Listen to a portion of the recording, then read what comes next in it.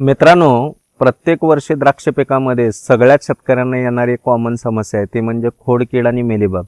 आणि मागच्या 2 वर्षात आपण बघतोय की खोडकीड आणि मेलीबग याचं प्रमाण हे खूप जास्त वाढलेलं आहे.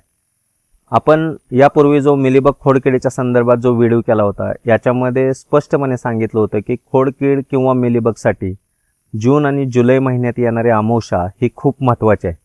तर मी आज दाखवतोय तुम्हाला की मी माझ्या बागेमध्ये जुलैच्या अमावस्याला म्हणजे जी काल संपली त्यानंतर आज ड्रिपमधून काय देणार आहे. तर सगळ्यात पहिले मित्रांनो, ही जी हिंग दिसते तुम्हाला नवजीवन कंपनीची हिंग आहे. हे बाजारात 1 किलोच्या पॅकिंगमध्ये मिळते. हे आपण प्रति एकरसाठी 2 किलो वापरणार आहे. आणि ही हिंग आपण अशी एक 4-5 तास पाण्यामध्ये भिजवून घेणार आणि त्यानंतर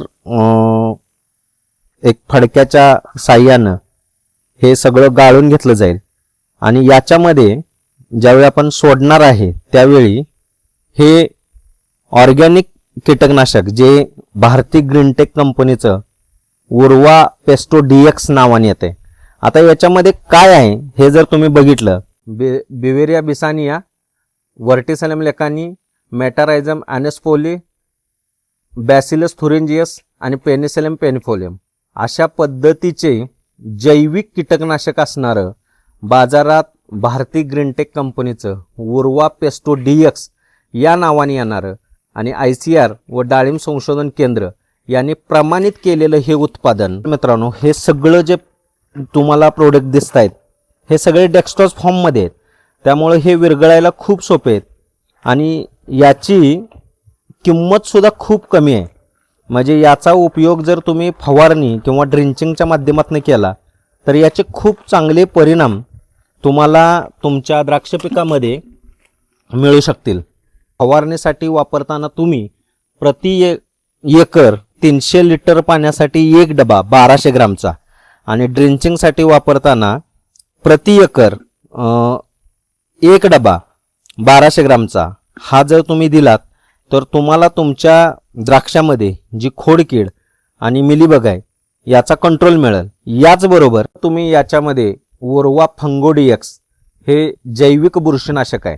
मित्रांनो, जैविक बुरशीनाशक असेल किंवा जैविक कीटकनाशक असेल याचा उपयोग तुम्ही जास्तीत जास्त पावसाळ्याच्या काळामध्ये का करणं गरजेचं आहे, तर या वातावरणामध्ये जे काही जैविक बुरशी असतील किंवा जैविक कीटकनाशक असतील यांच्या वाढीचा वेग हा खूप मोठ्या प्रमाणावर असतो. आणि या काळामध्ये जर तुम्ही या पद्धतीचे प्रोडक्ट वापरले तर त्याचे रिझल्ट तुम्हाला पूर्ण वर्षभर तुमच्या प्लॉटमध्ये दिसतात. आता याच्यामध्ये काय आहे फंगोमध्ये, तर याच्यामध्ये ट्रायकोडर्मा आहे, याच्यामध्ये बॅसिलस आहे, याच्यामध्ये अँपिलोमायसिस आहे आणि याच्यामध्ये पेनिसिलम पेनिफोलियमच्या सोबत सुडोमॉनास सुद्धा आहे. आणि हे सर्वच द्राक्ष बागायतदारांना माहिती आहे की किती महत्त्वाचे घटक ह्या प्रोडक्टमध्ये आहेत. आणि याचं सुद्धा वजन मित्रांनो 1200 ग्रामचंच आहे आणि हे सुद्धा खूप स्वस्त असं मार्केटमध्ये मिळतं. याचा फॉर्म सुद्धा डेक्स्ट्रॉजचाच आहे आणि सगळ्यात महत्त्वाचं मित्रांनो, हे वापरण्यास अत्यंत सोपं आणि सहज आहे. पाण्यामध्ये टाकल्या हे विरघळतं. कोणत्याही पद्धतीचे कण याच्यामध्ये राहत नाहीत. मग तुम्ही ड्रिप इरिगेशनच्या माध्यमातून देत असाल किंवा तुम्ही फवारणीच्या माध्यमातून देत असाल, तुमचा नोझल किंवा तुमची ड्रिपची सिस्टम याच्यामुळं अजिबात चोकअप होत नाही. फवारायला सोपं, रिझल्ट अत्यंत उत्तम आणि सगळ्यात महत्त्वाचं मित्रांनो, मी जे उत्पादन तुम्हाला दाखवतोय हे ICR आणि डाळिंब संशोधन केंद्र यांनी प्रमाणित केलेली पेटंट केलेली अशी उत्पादनं आहेत ज्याच्यामुळं तुम्हाला याच्या विश्वासार्हतेबद्दल अजिबात शंका घेण्यास वाव नाही. किंवा तुम्ही प्रयोग म्हणून एखादा डबा यावर्षी जर तुमच्या द्राक्ष पिकामध्ये वापरलात किंवा कोणत्याही पिकामध्ये, जसं द्राक्षामध्ये आपण खोडकीड मिलीबगसाठी देतोय त्याच पद्धतीनं तुम्ही पेरूमध्ये सुद्धा मिलीबगसाठी याचा वापर करू शकता. डाळिंब पिकामध्ये तुम्ही याचा मिलीबग आणि खोडकिडीसाठी उपयोग करू शकता.